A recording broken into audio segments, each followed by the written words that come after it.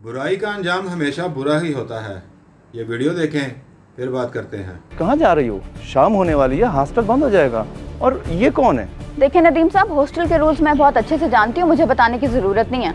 और ये मेरे जो भी लगते हो, आपसे मतलब अपने काम से काम रखें आप। देखें बेटी, आजकल के हालात ख़राब हैं। अगर खुदा ना खास्ता कोई मिसहैप हो जाता तो कौन जिम्मेदार होगा? इसलिए पूछना तो मेरा फर्ज बनता है। अंकल खैर तो है, क्या हो गया? खजाना मेरी खाला की बेटी है, अम्मी की जरा तबीयत खराब है इसलिए लेने आया हुआ हूँ। देखें, मैं आपको नहीं जानता, आप कौन हैं? अंदर आए, नाम पता लिखवाएं और कुछ ज़रूरी कार्रवाई करनी है फिर ले जाएं। बस करें अंकल, आपको किराया मिल जाता है ना। हॉस्टल के रूल्स हॉस्टल के अंदर ही रखें, बाहर हमारी मर्जी, हम जो चाहे करें। चलो भुगतान देर हो रही है।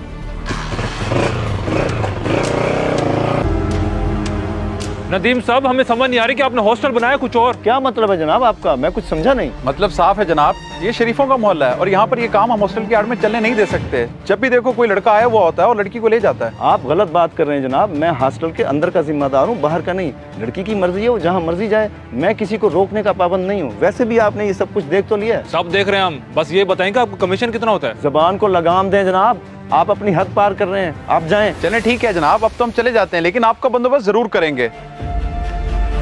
यार छोड़ो, गुस्सा ना करो, वो बेचारा अपनी तरफ से एहतियात कर रहा था, लेकिन आज मैंने उसकी क्लास ले ली, अब वो आइंदा तंग नहीं करेगा। वो तो ठीक है, मगर मैं अब तंग आ गई हूँ उससे। सोच रही हूँ हॉस्टल ही चेंज कर लूँ। कब तक हॉस्टल बदलती रहोगी? मैं तो कहता हूँ मेरे साथ चलो शादी कर लेते हैं, ताकि रोज रोज की परेशानी ना हो। तो ठीक है, फिर मैं कल ही आ जाती हूँ और उस नदीम को कहूँगी कि मैं घर जा रही हूँ। तुम बस हॉस्टल की तरफ ना आना, मैं खुद आगे आ जाऊंगी। वाह जी, आज तो कमाल हो गया। फिर बाद में मुका ना जाना। चलो चलें, किसी अच्छी जगह बैठ के खाना खाते हैं, आ जाओ। अबा जी क्या बात है, क्यों इतना परेशान बैठे हैं? यार तेरी बहन हफ्ते में एक बार आ जाती थी, इस बार 3 दिन ऊपर हो गए हैं, आई नहीं अभी। हाँ अब्बा, ये बात कल मैंने भी सोची थी, बल्कि मैंने तो उसे कल 3 बार कॉल भी की है, उसका नंबर ही बन जा रहा है। क्या फोन बन जा रहा है? और तूने मुझे बताया ही नहीं। अल्लाह खैर करे। आप फिक्र ना करें, हो सकता है उसका फोन खराब हो गया हो। और फोन खराब होता तो किसी और के मोबाइल से रब्ता कर लेती। मैं तो कहता हूँ चल हॉस्टल जाके पता करते हैं। हाँ अब्बा, ये ठीक रहेगा। चलें उठे, फिर जाके पता कर लेते हैं। आ जाओ। देखें जनाब, मैं आपको बता चुका हूँ, सना ने मुझे कहा था कि वो घर जा रही है हफ्ते भर के लिए। मगर वो तो घर नहीं आई, तो फिर कहाँ गई होगी? ये तो आपको पता है वो कहाँ जा सकती है, सना से पूछें। कैसे पूछें? उसका तो नंबर भी बन जा रहा है। नंबर बन जा रहा है? या अल्लाह खैर। वो एक लड़का था, उससे मिलने जाया करती थी और गालिबन वो उसकी खाला का लड़का था। शायद उसके पास तो नहीं कहीं चली गई। कौन खाला? हमारा तो यहाँ पे कोई रिश्तेदार ही नहीं रहता। अगर ऐसी बात थी तो आपने हमें बताया क्यों नहीं? वो कैसे बताता? उसने हमें अपने घर के किसी फर्द का नंबर ही नहीं दिया। और वैसे भी हम बच्चियों को हॉस्टल में रखने के जिम्मेदार हैं, बाहर के नहीं।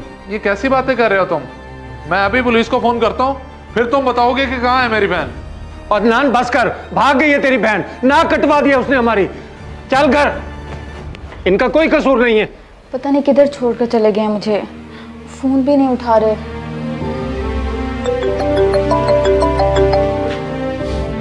बड़ी बेवकूफ बंदी है। अब तो मेरा इससे काम हो गया, अब क्यों कॉल अटेंड करूं? ये क्या हो गया है मेरे साथ? धोखा दे गया वो मुझे। 2 दिन से गायब है और अब मेरा फोन भी नहीं उठा रहा। अब मैं कहाँ जाऊंगी, क्या करूंगी?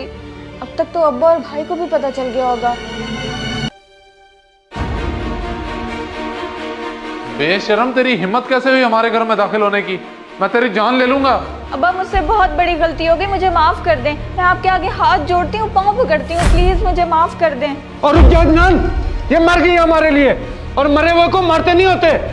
और अब तेरी इस घर में कोई जगह नहीं है। ठीक है अब्बा, मुझे अपनी गलती की सजा मिलनी चाहिए, मैं चली जाती हूँ। औलाद के लिए सिर्फ वालिदैन ही मुखलिस रिश्ता है, बाकी सब बकवास है। जज़ाकल्लाह।